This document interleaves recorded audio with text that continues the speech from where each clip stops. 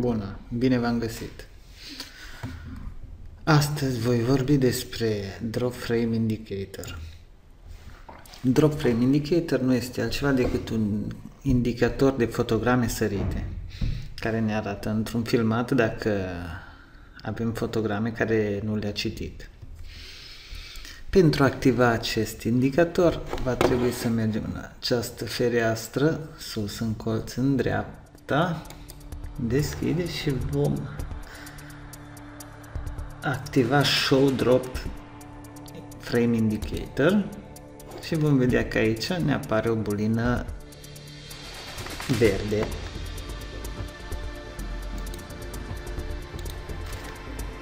După ce, pentru a vedea cum funcționează acest Drop Frame Indicator, vom importa un filmat pe timeline.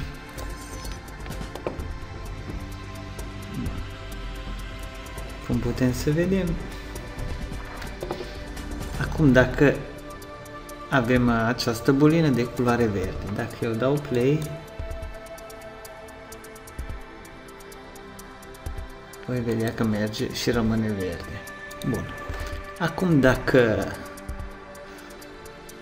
adăugăm un efect pe acest filmat, de exemplu, eu iau un efect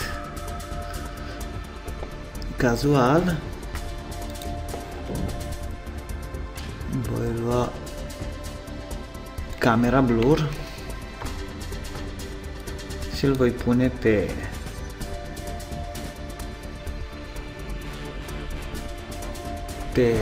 filmat. Îi vom da play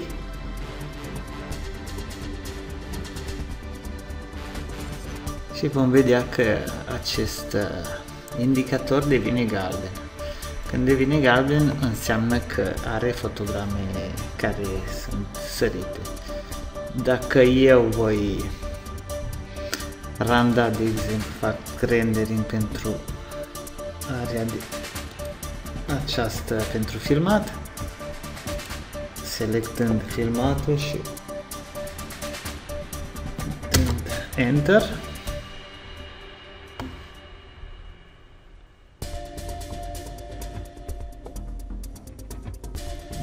vom vedea că deoarece filmatul este randat, nu va mai sări nicio fotogramă. Așteptăm puțin, că computerul meu este cam lent.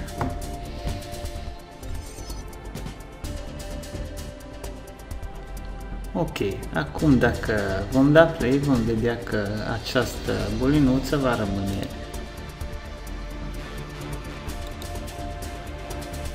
tot verde. Cum putem să vedem,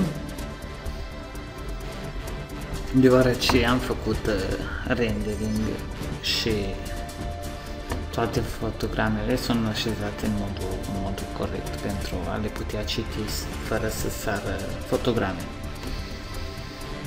Cam pentru asta folosește indicatorul de fotograme sărite. Sper că am fost util și ne vedem la următoarea. V-am pupat!